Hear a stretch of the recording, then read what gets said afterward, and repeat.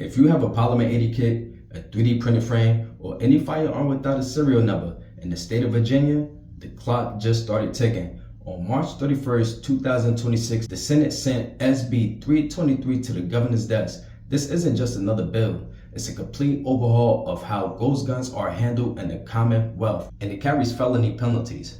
Today I'm breaking down the 2 specific deadlines you need to mark on your calendar, and exactly what happens if you're caught with an unserialized frame after 2027.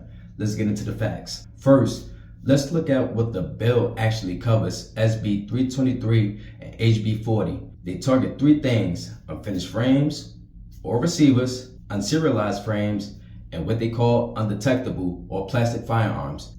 The law defines unfinished frame or receiver as any item, a forging, a casting, or a 3D print that could be readily converted into a functioning firearm. If it's marketed as a part to become a receiver, it's covered. Now the big question is, I'm seeing this, when does it start? There are 2 dates you must know. Deadline 1 is January 1st, 2027.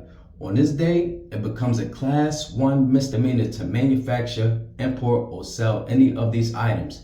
If you're a hobbyist or a builder, your ability to legally buy or sell firearm kits in Virginia ends here. Deadline 2 is July 1st, 2027. This is the big one. This is the possession deadline. If you bought your frame legally 5 years ago after July 1st, 2027, simply owning it without a valid serial number becomes a crime. Let's talk about those penalties. A first offense is a Class 1 misdemeanor, but if you're caught the second time, it jumps to a Class 4 felony. That means a permanent loss of your firearm rights.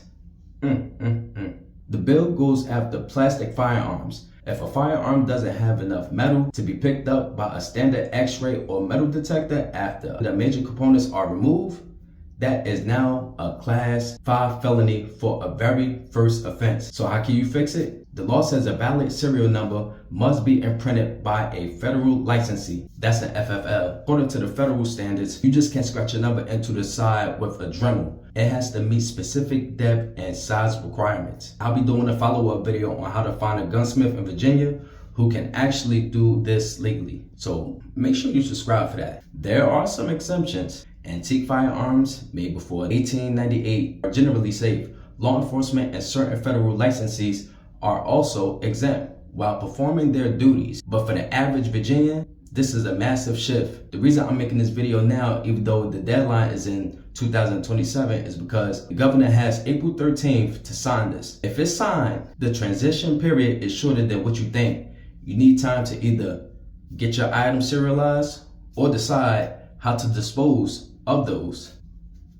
This is a lot to take in, and the legal landscape in Richmond is moving fast, and I mean very fast. I've put the official summary of the SB 323 in the description below so you can read it yourself. So tell me, what are your thoughts? Does the 2027 deadline give people enough time? Let me know in the comments. If you found this breakdown helpful, hit that like button so the algorithm can push this to other Virginians who need to see it. It's your boy D Bonds, and I'm out.